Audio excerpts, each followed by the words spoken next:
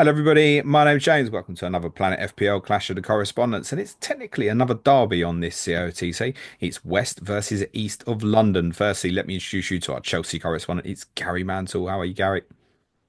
Good, thank you, mate. I'm glad to be on with someone that can put our recent troubles into perspective, and I'm really glad that it's you and not Chris.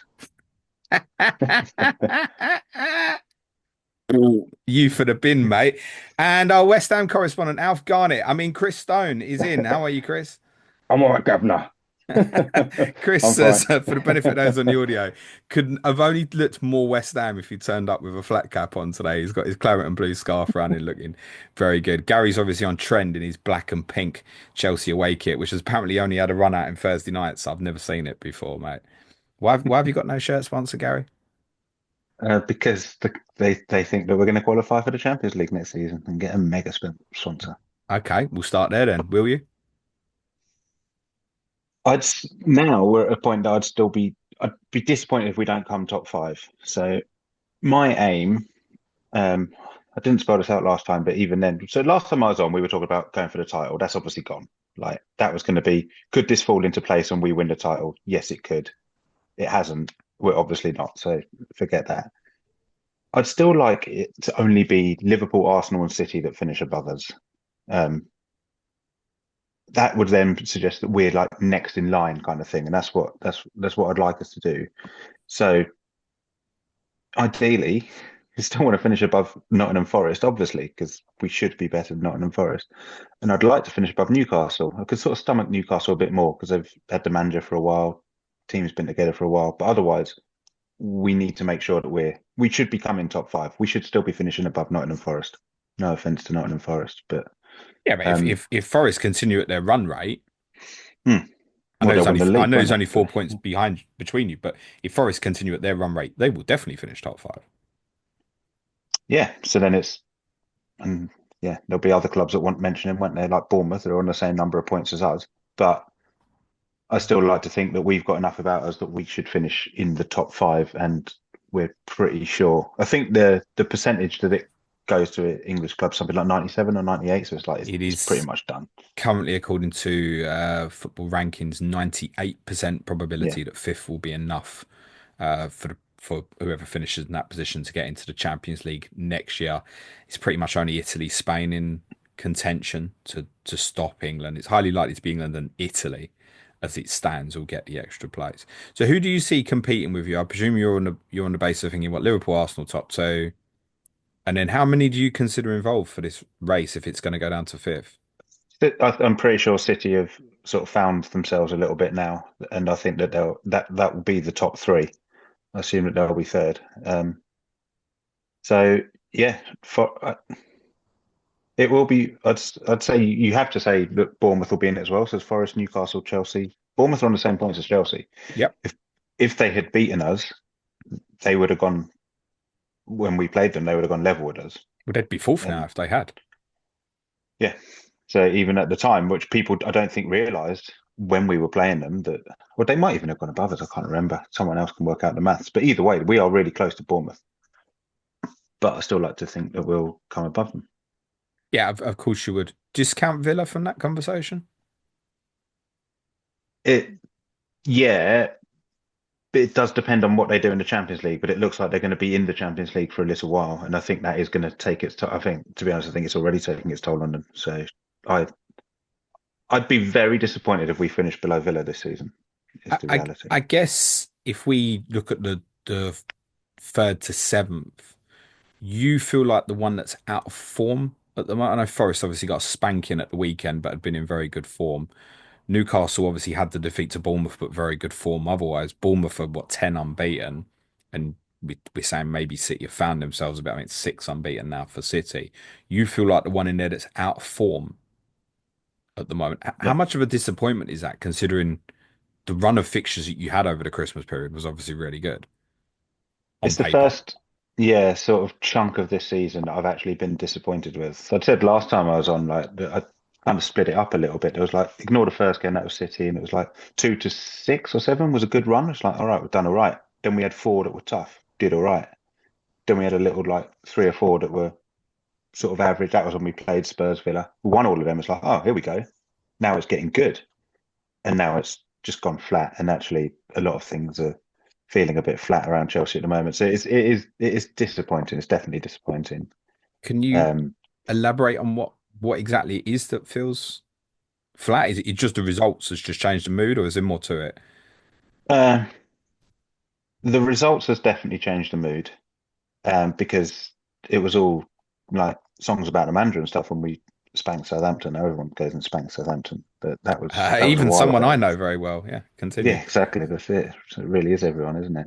So that's like we haven't given anyone a spanking for a while, and the performances have just sort of dropped off. I mean, for one, we lost at home to Fulham, which we never lose at home to Fulham. We then got outplayed second half by Bournemouth.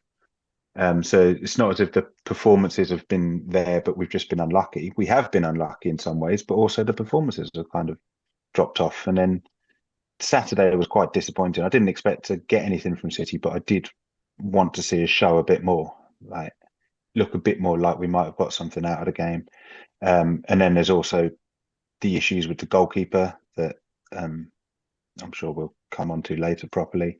Even the recalling Trevor Chalobah is like just another thing, like for people to say, do these sporting directors know what they're doing? Do the club know what they're doing? Because Chalobah's the one who was excluded from our pre-season tour, didn't get a chance to prove himself, wasn't given the opportunity to show that actually he's probably the most versatile sort of right centre back to right back that we've got. We just said, no, he's a homegrown talent. We're going to sell him. Then they couldn't sell him, so we loaned him. Oh, actually, he's better than the guys that we brought in instead. I So have a visualization that at Chelsea, somewhere behind the scenes, they recognise obviously the issue with Fofana and his injury, and had a look around and used their algorithms to find what they thought was the best right-sided centre back on a short-term deal, and they landed with Trevor Chalobah. That's what I visualise. I think, well, we'll yeah, take him back then. yeah. Well, I'm guessing that is what they did, but obviously the stupid thing is that didn't did has the algorithm changed since last summer? Like we already had him. We brought in Toss and we brought in Disassi, and now we're trying to sell Disassi. I will say, like, I don't rate Disassi, but I do understand why we bought him. We bought him not the summer just gone, the summer before, because Fofana got injured, and then Chalobah himself got injured. So we needed a player, and they panic bought Disassi. He's got a really good attitude. He's not good enough to play for Chelsea, and now they're trying to sell Disassi. But in the meantime, they've brought back Chalobah, who they had tried to get rid of to accommodate Disassi. And Disassi's been playing in exactly Trevor Chalobah's position all season, and not particularly well, if we're honest. The talk of Disassi reminds me to say it is Tuesday evening on the 28th of January, which is always particularly important if we've got Gary on the podcast during a transfer window. Are you expecting incomings in the next week or so, Gary? I wondered, are we going to be the first club that has to sub off a player mid-match because we've sold him? Because we're playing West Ham on deadline day. Well, I don't know. Someone might put in a Sancho gets the call at half time. You've got to go back to yeah, that's United. I it. mean, is Yeah, that what you're saying? yeah, exactly. Who knows? Like we've done just about everything else that's crazy. So, am I expecting anything? Well, if it was up to the club, yes, because there's players that they would like to get rid of, but I don't know if they're going to be able to get rid of them. And there's players in the squad that would like to leave, but it's about finding the right There's buyer. I mean, the main been, one is Nkunku there. yeah, I mean, there's been like Garnacho links. You and I were just talking before we Mm. started. Matthias Tell, who's an incredible talent, might be available from Bayern Munich. That suggests maybe you're looking at a winger. Well, we've lost one because of Mudryk and his ban that we haven't heard anything about, but we know that he's definitely banned. That's all gone quiet. It's fine. I'm pretty sure we're not going to see him this season. So we had the idea, I think, when Joao Felix came in that he could play there, but he can't. Christopher Nkunku played the first game of the season at left wing, but he can't play there. So yeah, I think they might be looking for another winger because obviously we'll just keep on buying wingers until eventually two of them are good enough Something to play. locks. Yeah, that's it. I don't really understand why that would be the priority at the moment, personally. Sure, there's enough that we could do with what we've got. We are one light, but we're lighter in a lot of other places, in my opinion. Yeah, agreed. I mean, it's not that you'd want to, but you can push Palmer wide, right? Yeah, you can push Felix, as you said, into a wide area.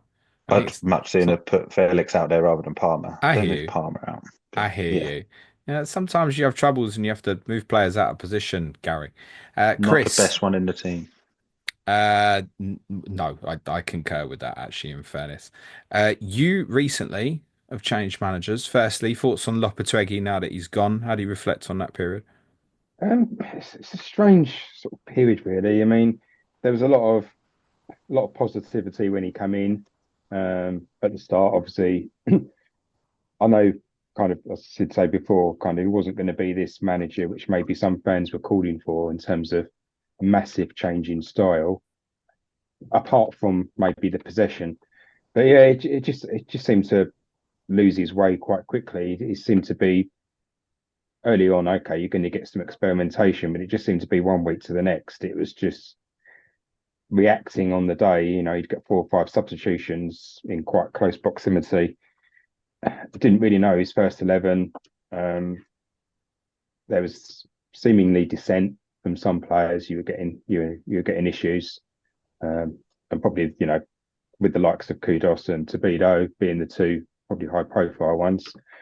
There wasn't a lot being said, but yeah, it's just a general feeling of demise. Really, just I don't know why it didn't work as such, but he just couldn't seem to adjust to the Premier League um, for whatever reason. I mean, he did okay at Wolves. He was there for a short time, but we just seem to be, after a while, we just seem to be getting worse. You wouldn't feel confident playing anybody, regardless of who they were with it. No disrespect to the likes of Ipswich or Leicester, but you go into those games, you never guaranteed anything, but you expect performances. And even if you got the result, it wasn't always convincing. And we were on the one thing I thought he would do is improve the defence, and that certainly didn't happen. Um, we improved some of the players, signing Kilman. I still think he's okay, but it just didn't. Nothing was gelling. Nothing was working, and you were. I wouldn't even say reliant on the likes of Bowen and Kudos. Kudos wasn't himself. He wasn't happy.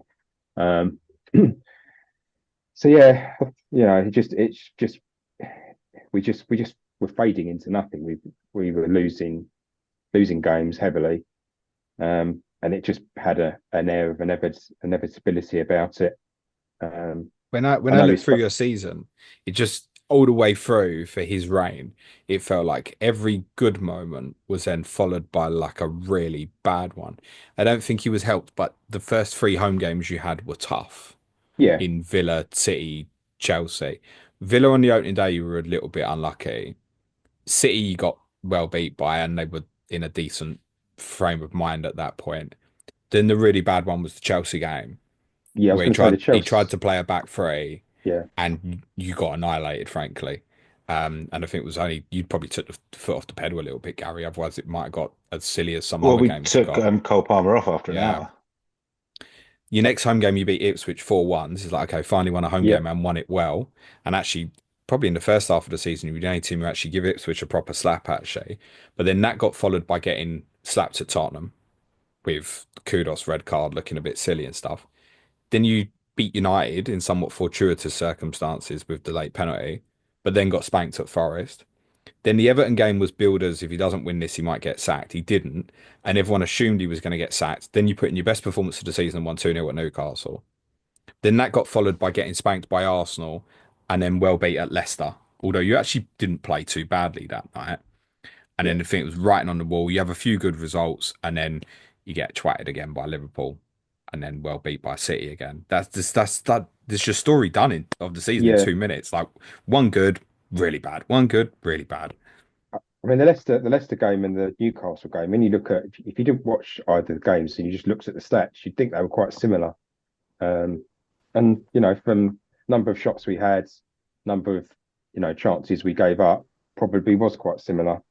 Um, so yeah, I think it's probably a bit unlucky with Leicester, but this is the problem. When we got beaten, we really got beaten, and I think the Chelsea game is a bit of a big part of his big downfall because that was and I think we spoke about it on one of the previous pods, but it was poor decision by the manager to play that formation with the It was on him. personnel that he had.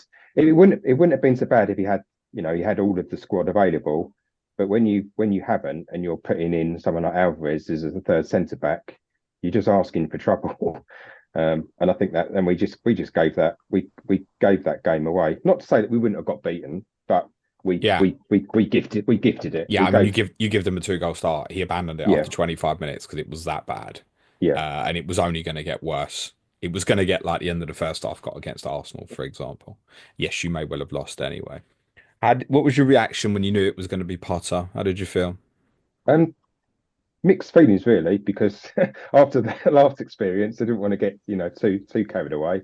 But to be fair, I'm more positive now with him, seeing him for being in charge for a few games. I know Gary had said before, and I think on um, uh, one of the chats, that some of his interviews, but I've quite liked what he said so far. What he said is accurate. It's to the point. He's not kind of flowered it or dressed it up and tried to say anything different. He's been unlucky with injuries that he's walked into, but I think it's the thing that's quite good. He seems to be setting the team up in a way that he wants, and the players seem to be kind of happier. They seem to be, there certainly seems to be a higher effort level. I mean, you look at Alvarez, the way he's played in the last few games, it's like he's a different player. He's got that energy back, which is important, and even Paquetá as well. So that is a positive, and I think the fact that he's using, it's not just that he's using a few of the younger players to fill in some of the gaps.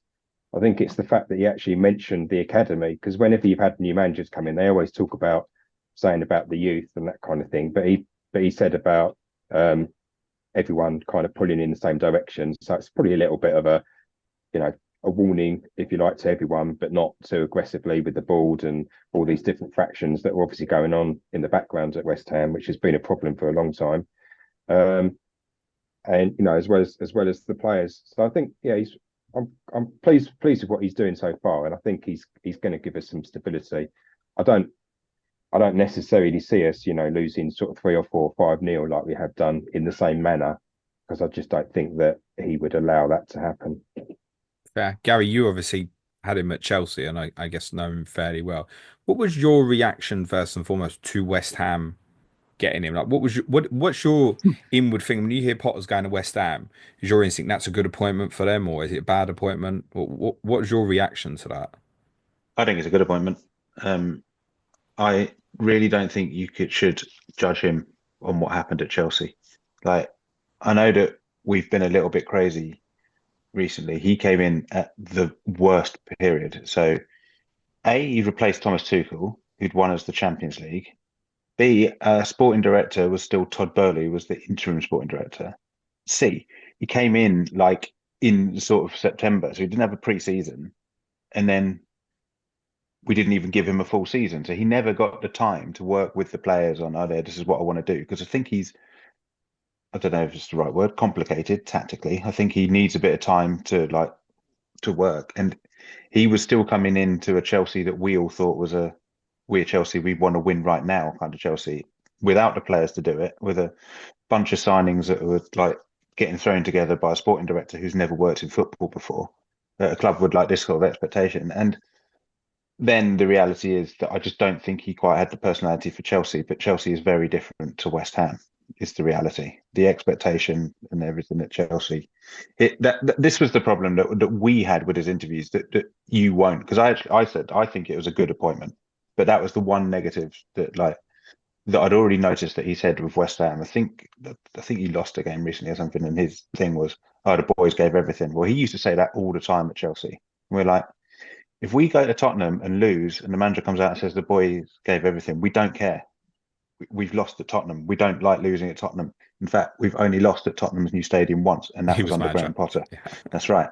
And he followed that up. I can't remember if it was the week before or the week after, but we lost at home to Southampton when Southampton got relegated. It's like, Yeah. you can't come. It's like there's basically no way back when you're a Chelsea manager, and that's happening. But there were a lot of caveats, I think.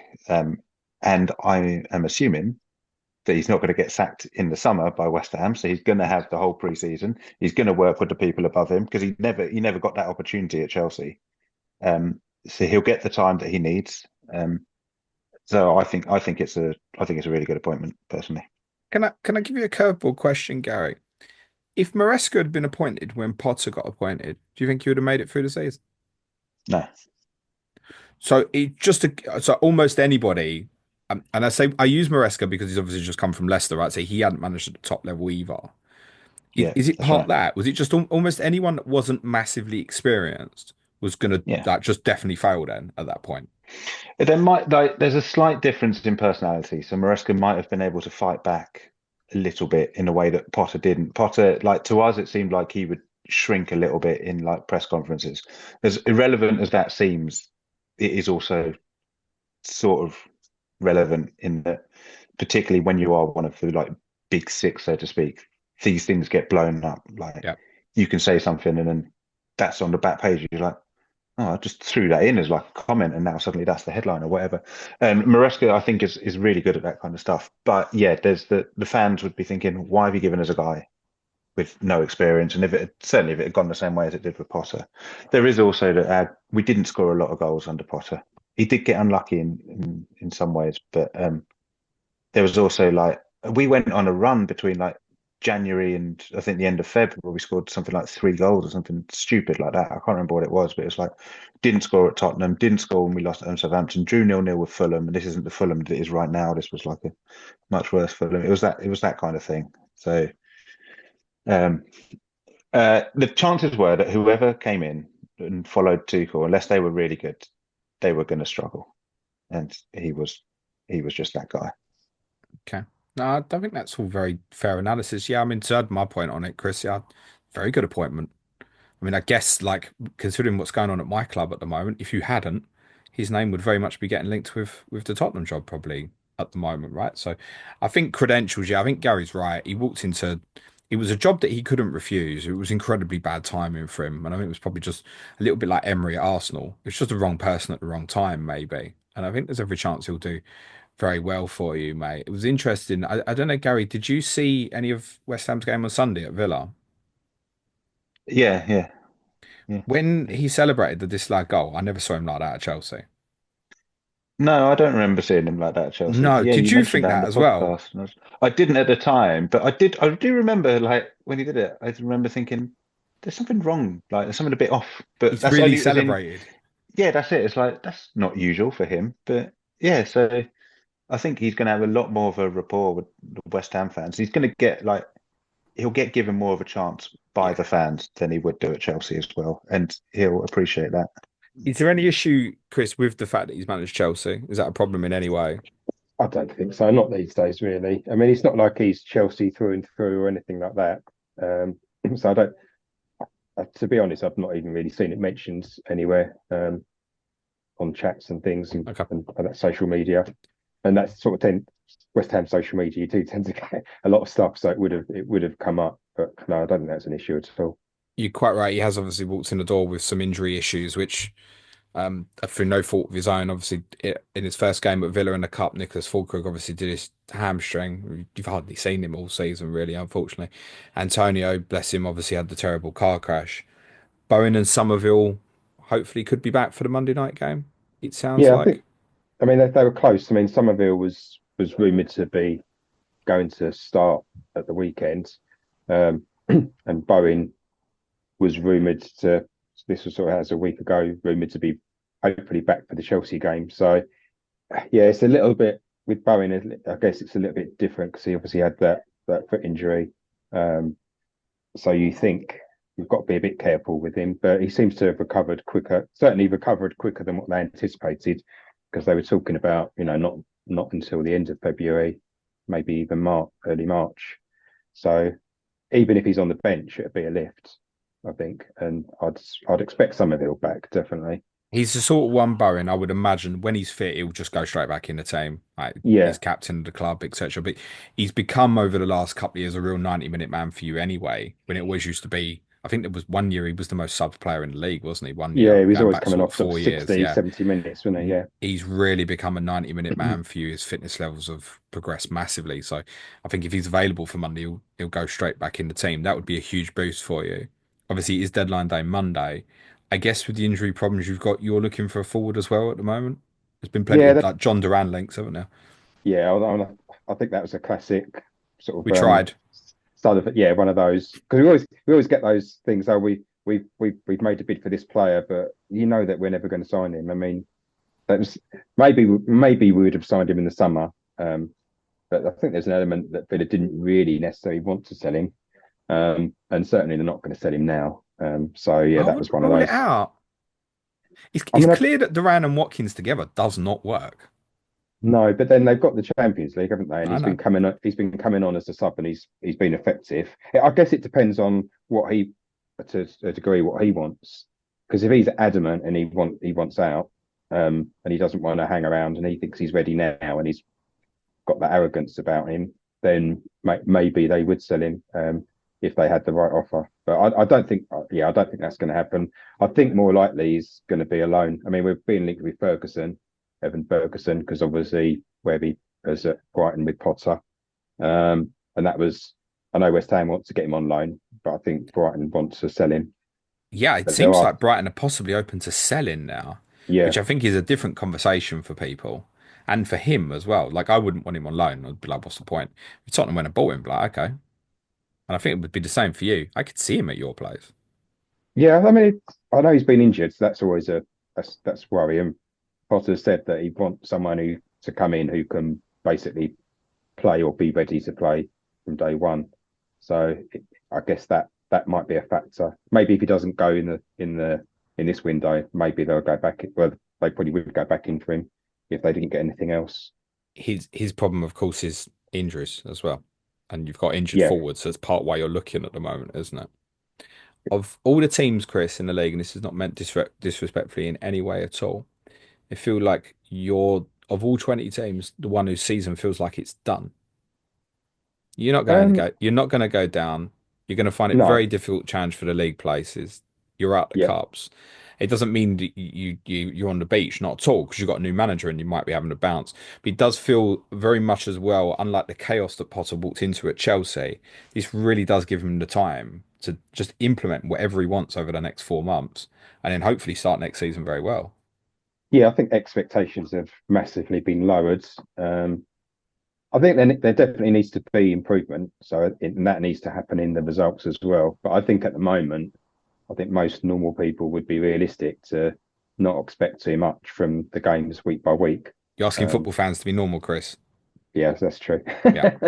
But in general, yeah, I think he will have time. Definitely have time. I guess you want to finish nearer the top half than you do the bottom half, as a minimum, really, by the end of the season, because there isn't a big gap. I mean, between 10th and where we are, there's 6 points, which 6 points at the moment is a lot for us. But It is but when you've got Chelsea and Arsenal away as two of your next three as well, mate. yes, yeah. So, but I just think that, yeah, I agree that in terms of, yeah, we're not going to get relegated. We're not going to finish in a European place, but I think we need to be moving forward, and I get the impression that's what he's trying to work towards. So, you know, come the summer, you want to have, or the end of the season, you want to be pretty sure how you're playing, what players he wants, what he needs.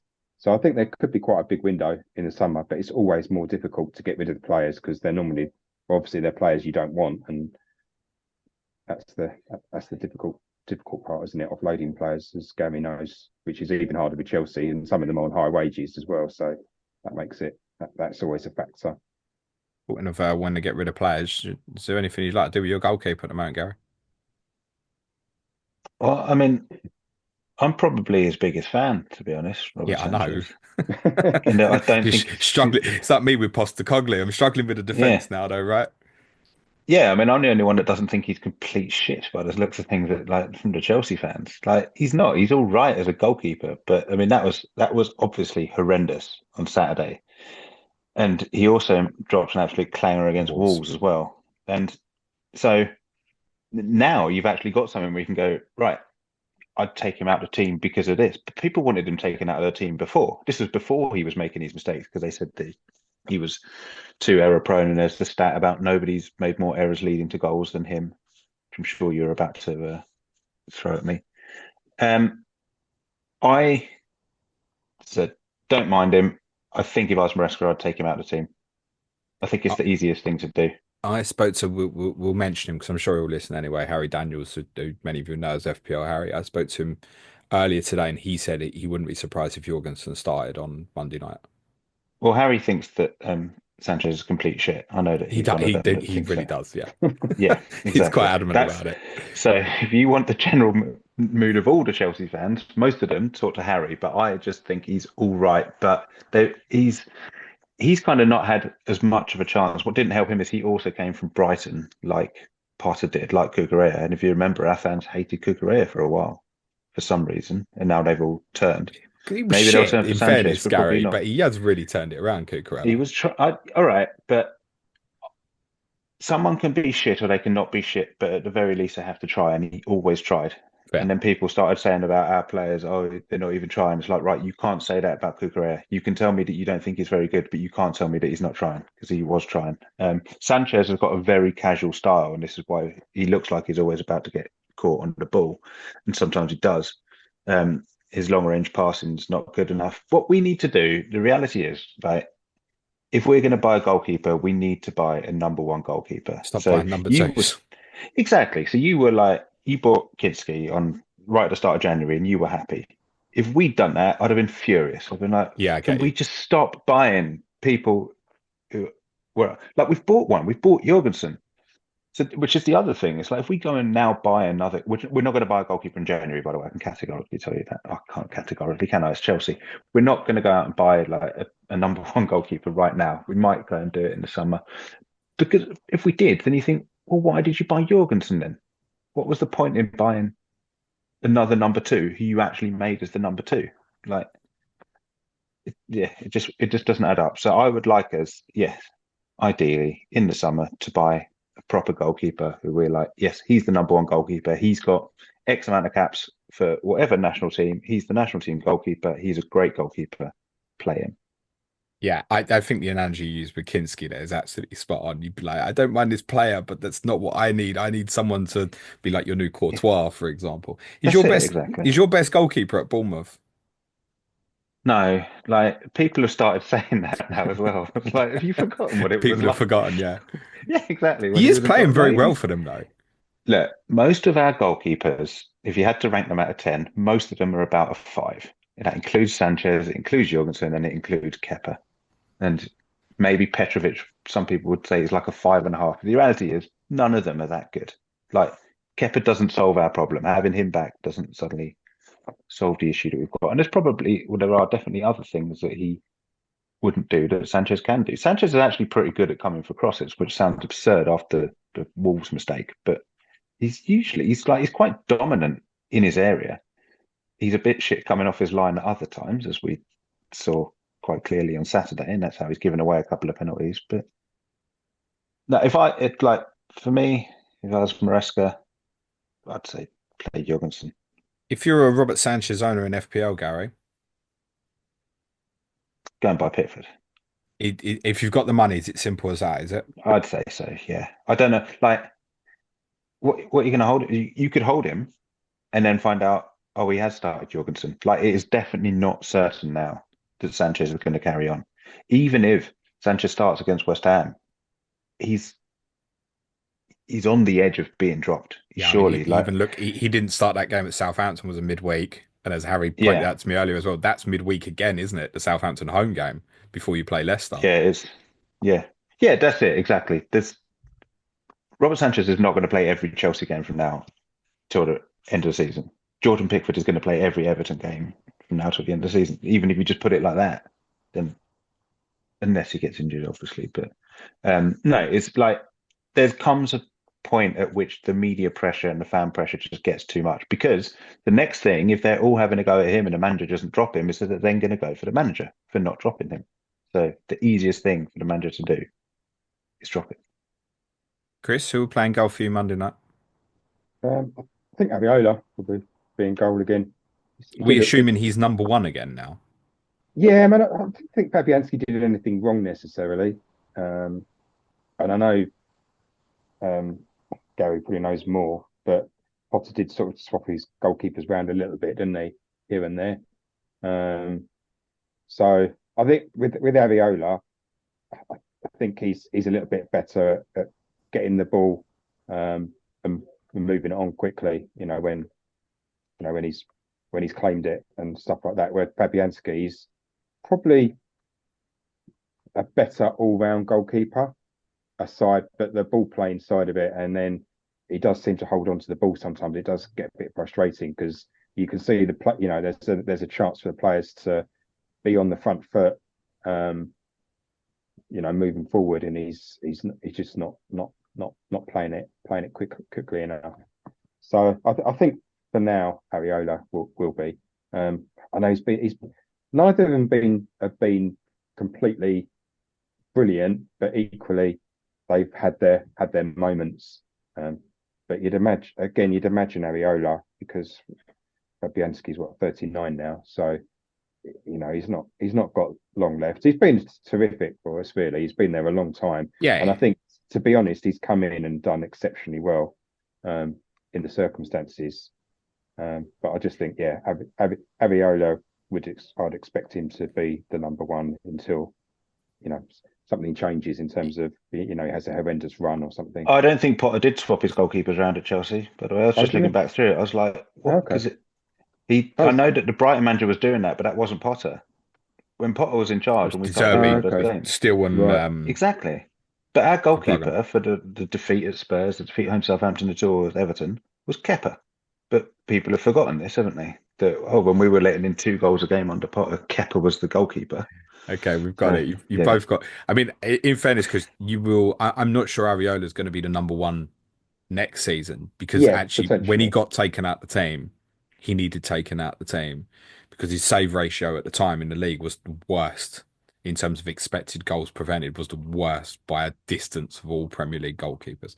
So it wasn't a surprise when he lost his place. But as Suj and I have been warning for weeks, as soon as the manager changed, we knew that it might change back, and it was every chance a different manager was going to favour Areola. It's just a little bit better with his feet. Bottom line, Yeah, basically yeah, exactly. there will be a group of people who own Fabianski and another enabling goalkeeper who's not going to play. I would suggest they've got to deal with this immediately, have they, Chris? I'll say so. I mean, it's a risk, isn't it? I mean, there's nothing to say that Fabianski won't come back in, but it's it's unlikely to happen, It feels that the way. next game. So I One would, solution would be to buy Areola because that's the cheapest one you're going to get that's playing, and just pair them up, right? But if you was on wildcard now, you can have the pair for 8.3. I wonder if that might be an interesting route for people on your running if people wildcard in game week 35, particularly if you did have a double, like Tottenham, Man United, Forest, Ipswich is not the worst final four. If you could end up with those two for sort of 8.2, 8.3 or something, might be interesting actually. But I mean, you'd probably need a double for that to be interesting. And that probably requires Brighton to reach an FA Cup semi final, which, Gary, they won't make, will they? I don't know what kind of team we're going to put out, to be honest. I asked that because I was interested in what your priority in the FA Cup would be. I don't have one at all. Like, it's very rare that for Chelsea, and there'll be Chelsea fans again that disagree with this, but for us, normally we go for cups and get to the final and lose to Liverpool. Doesn't matter, FA Cup, League Cup, we'll lose to them in anything. But now we've got the Conference League, we've got a final that we should be getting to this season. So just for this season, just top Are five, you a win the little bit Conference League. nervous that you're going to rock up in Poland in May and suddenly Liverpool are going to appear? Or No, although I am pretty scarred, but no, it won't. I guess I'm it's a not. really unusual context, isn't it? Because it's so obvious that you should be winning that Mhm. competition. Actually, ironically, you could have a challenge in last 16 tie, actually, looking at some of the teams that you could play, but no one to the extent that you wouldn't still be massive favourites to beat. You should No, you should you should go all the way in it, shouldn't you? So if does you that were in the mean if Champions it's League and you got drawn against one of them, you go, oh yeah, we got the easy one. yeah, Like no, they're not. without a doubt, yeah. Yeah, So But also consider the context that you probably will still pick quite a weakened team. I mean, I guess part of the point here is if you're saying you're not too fussed about the FA Cup, and I don't think you're just going to write it off, by the way, but I understand you're no, not too fussed about it this year from a fan perspective because it's like that's the obvious trophy to go and win. But I guess there's a point later in this season where it might flip, right? What's the point, do you think, where Maresca starts thinking, I want to start playing Palmer in the Conference League. I want to play Jackson in the Conference League. Or what point does this change? don't know. I mean, I'm not. I don't know that it definitely will, but I think it probably will. It's going to have to. Obviously, like Sir Palmer's not in our European squad, but I don't know that he's definitely going to be put in it. Or is there Expecting a that he will, chance that but he just runs the second team all the way through? Because yeah, let's be exactly. honest, That's what I mean. the Yeah. second team could still win it, couldn't it? Well, this is part of the problem that we're trying to sell half of the second team. So That's your fault, Renato, isn't it? I know. I'm not asking for sympathy here at all.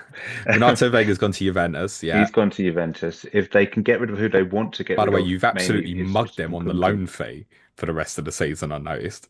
Yeah, there'll be some reason why. I'm sure we're Okay. probably going to go and buy one of their players for about 45 million, and that'll be the reason why that we did that. Yeah. And Kunku's the one that they want to sell because it's like his value's only going to go down the less he's playing. He's 27, I think, which makes him our oldest player because we don't have anyone that's older than that. It's Sanchez and Kunku and one other. I think Tosin, and everybody else is younger. So for him, the value is now before everyone goes, oh no, he hasn't played for years. I wondered when they brought him on Saturday, like he can't play as a lone striker, so I don't know why they thought they'd do it, especially at City. I I don't know thought if the Maresca. change was strange. I mean, what was your Yeah, I reaction? wondered, is that Maresca going, look, I've tried. He doesn't fit the team. He's not what we need Yeah, but up Man front. City Can you away is just a give really me something strange else? time to try that, mate. Well, or he's like, I know that we're not going to win this now, so I'll do it now. I don't know. I don't know what goes on. I don't know what sort of politics are being played or what. But yeah, I don't. Maresca's not having him anyway. Maresca doesn't fancy him. Um, he'll continue to play in the Conference League if he's still in the squad, but I think they would like to get rid of him. Okay. And then I don't know who else goes because we've spent all this money on all these central midfielders, and now we've still got a problem in central midfield. Do you, for PSR reasons, and obviously you've still got June as well, do you need to sell or is that problem kind of over now? Do we know? I've got no idea, to be honest. I don't know. Don't know I at don't all. know, sell a hotel or a car Well, park or exactly. That's it. But yeah, but yeah. that is the point. Last time we had this year, we just sold the Just hotels. sold I a don't know. hotel, yeah. There was the rumor that we were going to Fair sell the enough. training ground to It's not ourselves. I fair, don't is know if it? we already Chris have. don't even own his stadium and there's you selling hotels. It's not very fair, is it? We just got an extra 3 million from that, haven't we, recently? Well, yeah. What was it? Deal with a century, Baroness Brady, and a 99-year lease of the London Stadium. Seemed like a good idea at the time. It's very cheap, but the fans obviously they're just not happy there, are they, right? No, I mean you can't. Equally, you can't do much with it because it's not your stadium. So, Correct. there's that aspect as well. Yeah, But I think there might be the opportunity soon to do something with that though. As a Jackson owner, Gary, should I be concerned with that early sub the other day? No. Well, maybe, but I'm not, and I am a Jackson owner as well. Oh, So that's a curse. Any it's, correspondent who owns their own player, that's a curse. it's just nice to be here with the only other Jackson owner left in FPL. Um, and at least mine was deliberate. To be honest, Although you hadn't actually I was sold him, to be keeping fair. No, Jackson yeah, either way, and you know I was. yeah, I know, I know. No, as I say, I'm. It was a very strange sub. It was as if he's like trying to show something. I don't know what. It's not usual to to take him off. He normally plays a lot longer than that.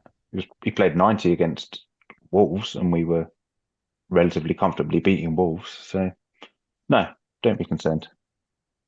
I can Be be. concerned by his lack of goals, Well, I was but going to don't say be I can be concerned by his concerned about these two minutes. pointers, can't I? I said after the Bournemouth game that I felt that it was coming. He was really unlucky against Bournemouth. I thought he hit the post. He had a header that was like you look at it, it's like oh he should score, but I was like he he's like 6 yards out, but he's headed it down. He's done everything that he's supposed to do, and the goalkeeper just made a really good save. He's then fluffed the rebound because he's still going to do that kind of thing. He's had a couple that have sort of come to in the cutbacks that he's put over the bar. I know one was a sort of awkward bubble, but it's like you're a striker in the Premier League. You need to be like putting those away. One day they will. I think, yeah, after Bournemouth, it's like I'm pretty sure he's going to score a couple of goals in one of the next like 3 games. Well, he hasn't in the first two, so But West it'll have Ham to be Monday, doesn't. won't it? Chris alluded to it earlier, and I agree with it. West Ham doesn't feel as good a fixture now. Obviously, they've changed manager, and inevitably, we do feel like West Ham will be tighter now under Potter. I It's think I everyone would would have that much conclusion.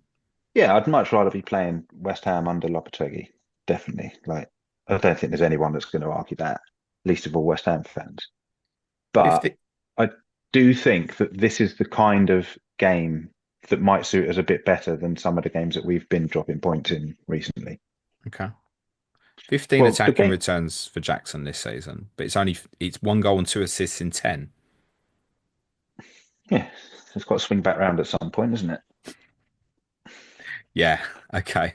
The expected gods are here for me, are they? I'm not convinced they are. He's staying for me really, Gary, because I've now put myself in this stupid position where I've got to be really careful with transfers.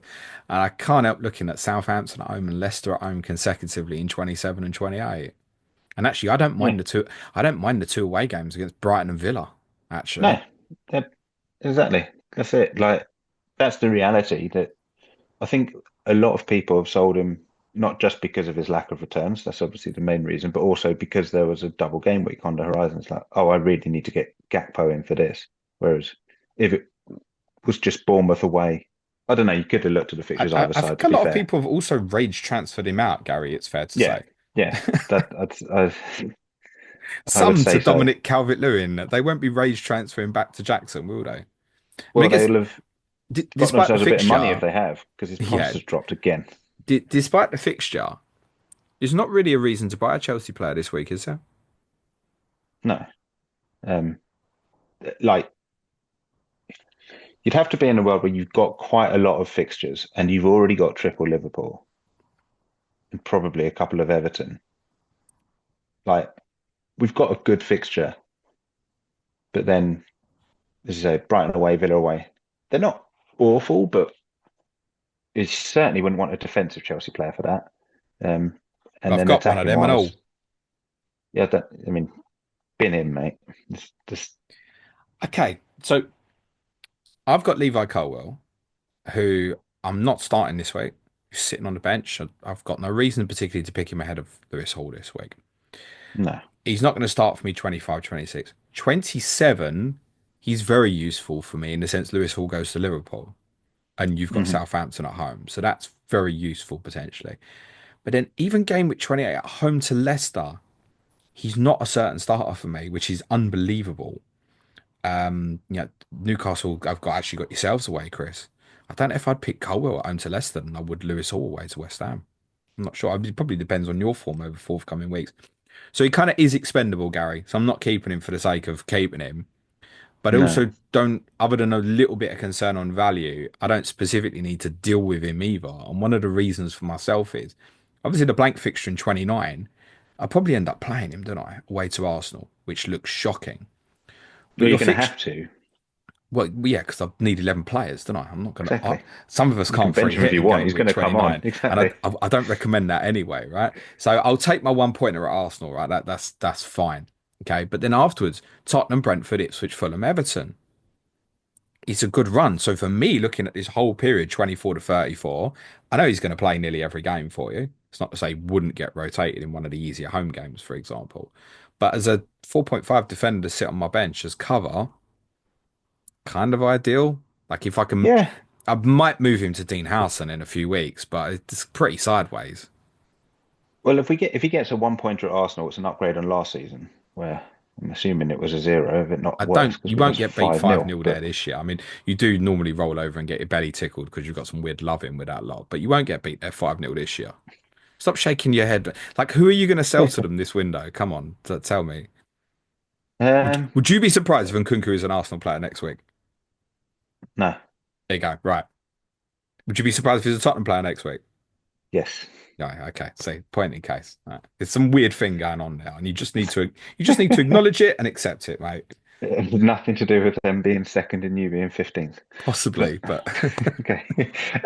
No, look, the reality is you're not going to invest in Chelsea defensive. I think everybody has now seen enough from Chelsea defense going, yeah, that is not the place to go. Attack wise, it is just Palmer and then maybe Jackson. I do think Jackson's going to get the chances. Playing against a back three doesn't normally help strikers. It normally helps players other than strikers. So when we played Wolves, they played the back three, and Jackson was pretty occupied.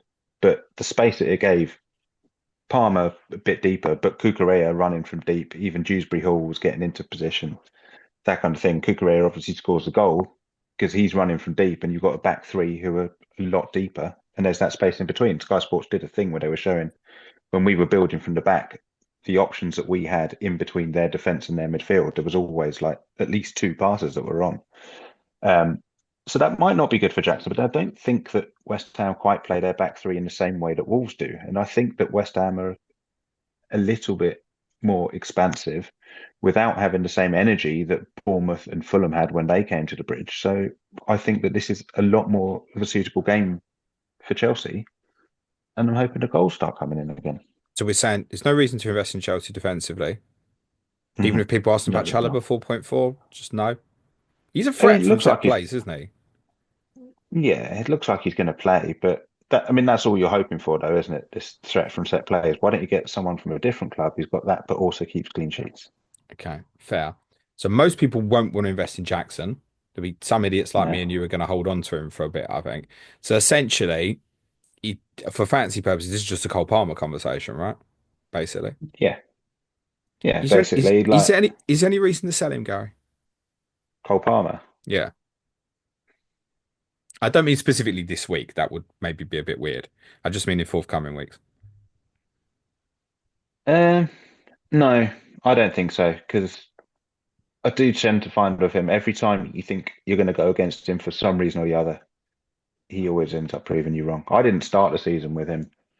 I'd um I'd had a conversation with Zoff from FPL Wire. Like he was saying, are you sure like about putting Palmer in? I was like, no, not really. We don't seem to be Cole Palmer FC. And that was the week that we played Brighton and he scored four. And I was like, right, okay. So clearly I've got no idea what I'm talking about. But the reality is that we hadn't been just Cole Palmer FC until then, and we were trying to build to do something a bit different. And even like in recent games, there's been games that he's been a little bit more withdrawn, like the Wolves game, but other players have been filling in those spaces like they're supposed to do, which is something that Maresca is supposed to be able to like make happen and that he hasn't done in some other games. But the reality is Cole Palmer, every time he gets the ball, he wants to make something happen and he wants to get the ball in attacking positions. And he's going to have like six, seven shots a game and he's going to make four key passes and create two big chances or whatever. And one day they all come off like Brighton. And one day maybe none of them do, but you just keep him for the ones that do. And he's still pretty highly owned anyway, even though I know a few people were selling him last week. Yeah, I mean, there's two sides to this. I mean, one, you look at the kind of the XGI per 90 is 0.81 is pretty kind of a elite level. That's only behind one or two players, which you'd expect now is value.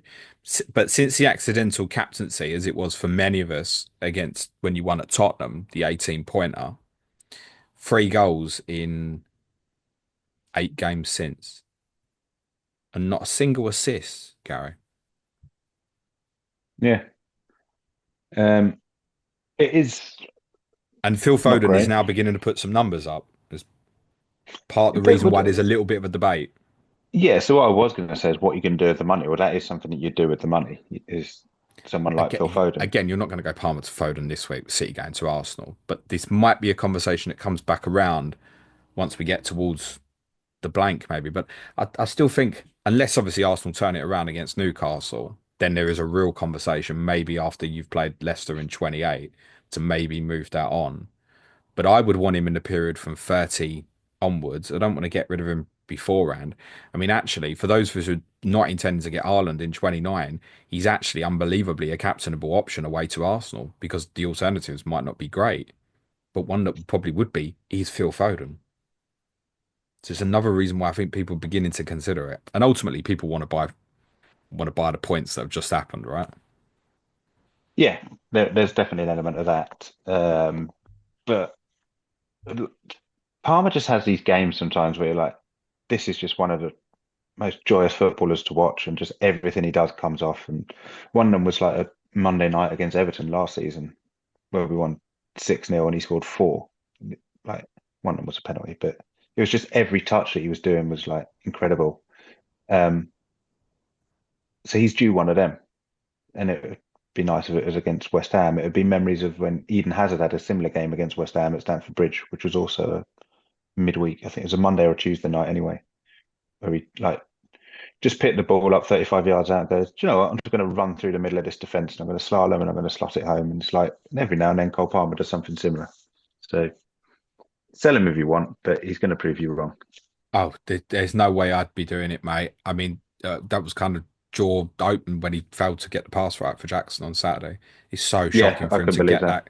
the accuracy of that wrong. It was obvious he was going to pass it, but you still expect him to get it right. And it was a rare, unusual mistake from him.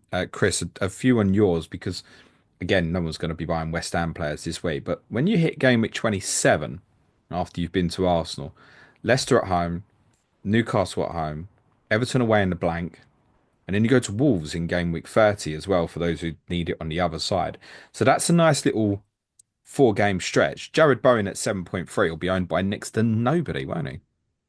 Yeah, obviously it's going to be very low, especially at that price, because there's plenty of players in and around it who are doing okay. He was doing all right before. He was ticking along, wasn't he? He was.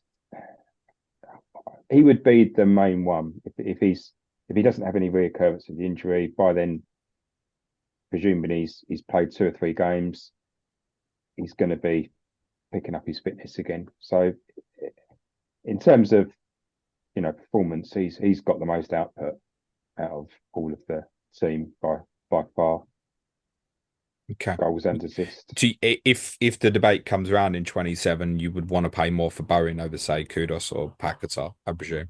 Yeah, I mean the other way I'd go is sometimes with West Ham, if you want one in, and you could put someone like Suchek in, just someone very very cheap who's not going to hurt your team if it goes badly wrong, because he plays.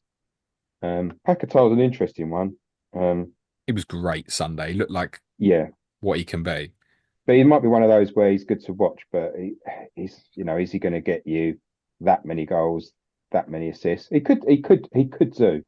Do you on He's pens still? yeah. I mean, he would probably be the most natural choice. There's no reason to take him off. Take him off him. I thought he looked like he was injured towards the end of the game. I He thought he looked like he was was. Yeah, he holding his did. groin or something, He, wasn't he? he did pull up, so that's a little bit of a concern. Um, yeah, because he was going. If he'd carried on, he might have got on the end of something. But then he seemed to run it off. But yeah, it's obviously a little bit of a concern. Mm. Defensively, just a quick one for you, Chris. Aaron Cresswell has started the last couple. I know it's down a little bit to sort of a bit of injury and suspension situation. But if you are going to continue with a back three, he's a natural one, arguably, maybe to play left-sided centre back. He is 3.9. Could that stick? Um, it's difficult because he's there because of injuries. I mean, Davido's still supposed to be a few weeks away. Um, I mean, the advantage you've got is that I think in the next 3 or 4 game weeks, you're going to have a clearer picture of who's back. Um, you know, will he play? Will he bring back in Mavropanos once he's been banned? He's been Well, pretty I awful. mean, you only played one centre back at the weekend, right? So Yes, yeah. So, but then he could play a four. You see, I think you wouldn't. I think at least until Bowen and Somerville are settled back in, I think he'll stick with the back three. I think yes, it Yeah, could definitely yeah, change. I mean, you would have seen that, wouldn't you, Gary? That at least it could swap around formations at least, right?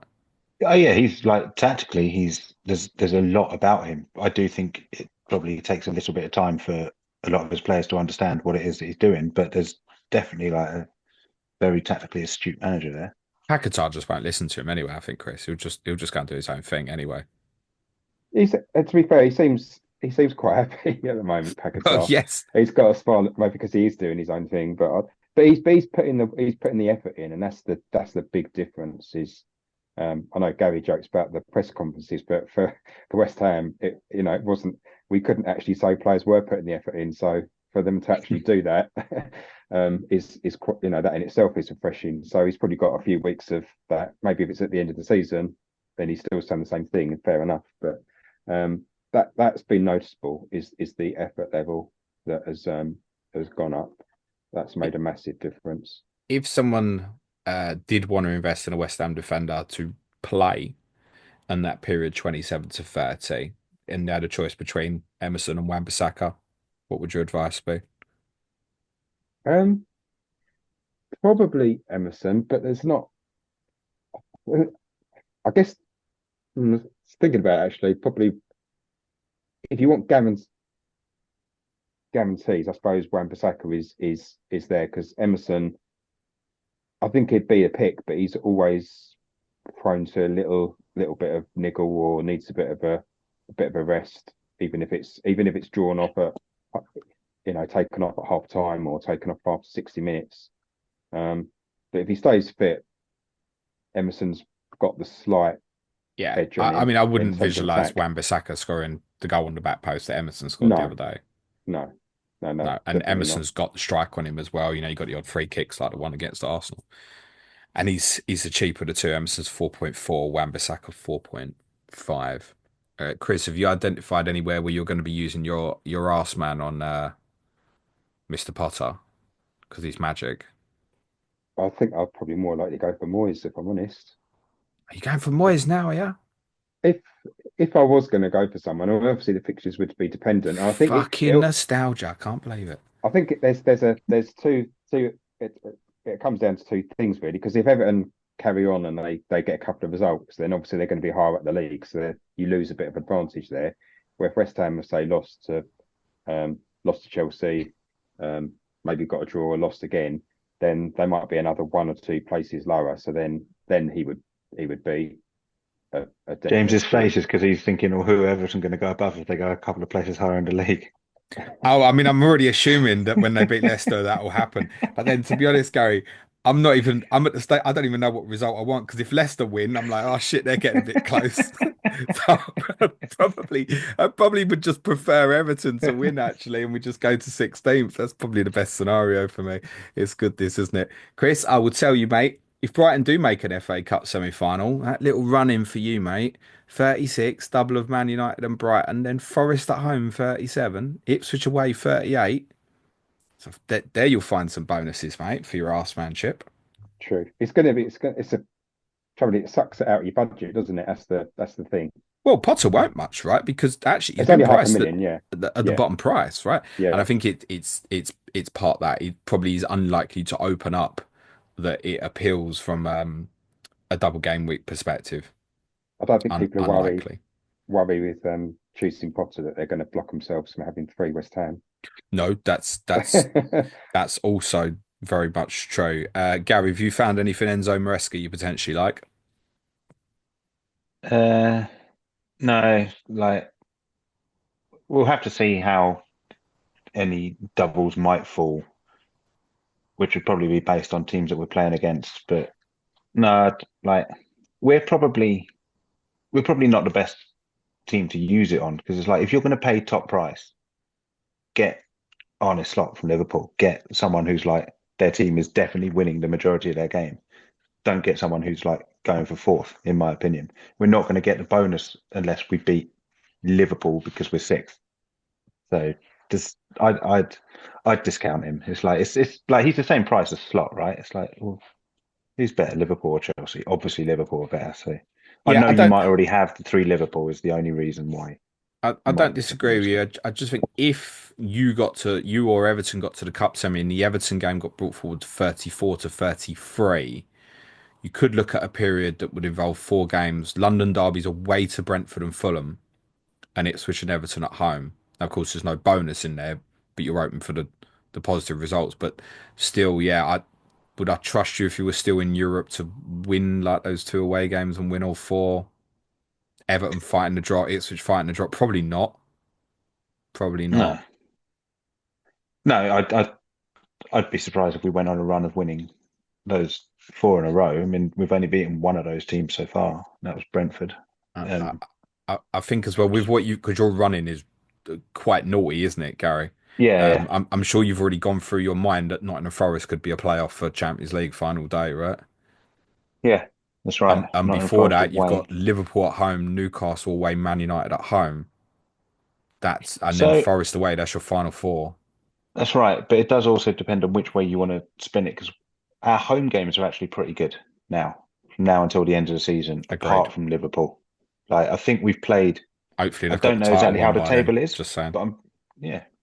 Well, I hope so too, to be But honest. that'll upset you in the Arsenal relationship, I know. But Because despite what you think, I don't want Arsenal to win the league. I think we've played everybody in the top half except Liverpool at home. I think. I don't know because I can't remember exactly who's in the bottom of the top half, but I think that's we've played correct. them all at Looking at home. your fixtures, Gary. Yeah, every other home game So you got left is bottom half. that's it. There you go. So the home games are there. So don't sell Nicolas Shouldn't be that Jackson. way, but Tottenham and Manchester United have been fucking awful. So Mate, I'm just spitting facts. I just agreeing with you, mate. That means though, away games, Brighton, Villa, Arsenal, Mm, Brentford are just outside. Fulham are in, I think, at the moment. Newcastle, Forest are in. So yeah, tough away games, I guess, for you yeah. for the rest of the season. And they'll probably define whether you get in or not. Mind you, if you win your home games and then just pick up pieces away from home, that'll get you in as well, actually. Was that I if would you have do said that, top that five. gets you between 1.5 to 2 points per game. And yeah, like the reality is, I meant to say this earlier, but the teams that are going for the top four as opposed to the title are all going to drop points. They're all going Yeah. to show you why it is that we're going for top four and not the title. Happens every year. Like we got into the um, Champions League position once when we went away to Villa on the last game, lost, but Leicester were at home to Tottenham, I was also gonna lost. say, did you the favour that day, mate? You did, and that's why I signed up for your Patreon. And then 2 weeks later, we won. 2 weeks later, we won the Champions League, got in it anyway, so I needn't have fucking bothered. But anyway, I'm glad I'm here. It's also true. It's a very good way to finish. Thank you both, gentlemen. Let's do predictions before we finish. Go on, Gary. I think there's going to be goals, honestly. If Bowen's going to play, I'm going to say it'll be 4-2, and if he's not, I'll say 3-1 to Chelsea. Palmer captain this week, Gary? Well, it's a double, isn't it, for Liverpool? So no. Okay, it'd be a brave call. Chris? I think we lose 2-1. Yeah, that's what I've got in my mind as well. I do think your point, Chris, about games being tighter for you. I think he's right. I think that's accurate.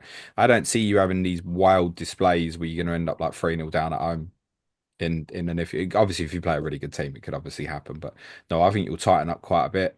I think you'll enjoy the rest of this season, Chris. I think you'll feel quite relaxed, and where you want to be at the end of the season is looking forward to the next one. And Yeah, I think you probably will, mate. In fairness, yeah, I think he's a really good appointment. yeah. And I think he I will think I be. was just looking through actually when he was at Chelsea. We only got thrashed twice. Once was away at City in the Cup, and the other one was at Brighton, which is his old club, which is Ironic probably a good omen.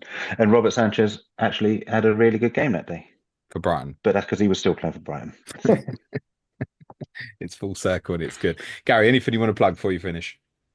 The only thing I was thinking, I need to plug at some point as a Chelsea fan, I need to plug that everybody who supports Chelsea needs to buy a Chelsea pitch owner's share, and that includes myself because I haven't bought one. Because at some point, I think relatively soon, there's going to be a vote on the future of our club and whether we're going to move from Stamford Bridge. And if you care about Chelsea, then you're going to want to have a say in that. And that doesn't mean you have to say that we want to stay or that we want to go, but at least you're going to get a choice. If you want to have a something that you can stop the sporting directors and the ownership from controlling at Chelsea, that is the one thing that you can. And to do that, you have to go and buy a pitch owner share. So that's what I want to plug. Chelsea pitch I owners. think from a Chelsea fan perspective for you, mate, I think that's a very good plug. Right, top that, Chris. Buy a share in the London Stadium to get us out of there. What do you want to plug, mate? Would actually just I know it was a while ago the whole football index thing. There is a guy who's kind of pursuing it and doing quite a lot of work. Then there's a FI action group. So if anyone, what he's arranged, they've got a website. So sending out things to MPs and stuff like that because there's quite a lot of like these things. There's a lot of stuff going on with the regulators and the government and things. So he's fighting the fight. So yeah, if What's his name, anyone's Chris? well, the actual action group is FI Action Group, but the it's ZI Dave. I can always ping you or something just to add it in the Yeah, if bio. you can, we'll put it in the bio so people can find it. I'm more than happy to do that. We did, me and Suj covered a pod on Football Index. I think it's about 3 years ago now. Yeah, We did a yes, podcast on it. If anyone has been affected, obviously, what happened with Football Index, you're more than welcome to reach out. It is something that me and Suj are still keeping our eye on as well, but it just feels like it's just constantly hitting walls and yeah, pushbacks yeah. along the story, unfortunately. Gents, thank you both very much. Our exchange stream tomorrow is going to be a little bit earlier now. It's going to be 1 p.m. UK time because I've been told I've got to do my daddy duties for the school run. I've got three Clash of the Correspondents for you ahead of game week 25. After the cup games, the Carabao Cup semi-finals and FA Cup games, I'll have for you Manchester City versus Newcastle, Johnny Pringles, Simon Bibby, and a COTC debut for Sam Martin as Leicester take on Arsenal. That'll also obviously be with Adam Pritchard. But first, on COTC next week, something a little bit different for you next Thursday. Wolves versus Aston Villa with Bradley Parker and Lee Jackson. For those of you who are eagle-eyed, you'll go, they're playing each other this weekend. Yes, you're absolutely right. We're going to try something a little bit different on COTC next week with Bradley and Lee. Just leaves me to say thanks very much to Gary and to Chris. Good luck, gents. Cue music, please, man child.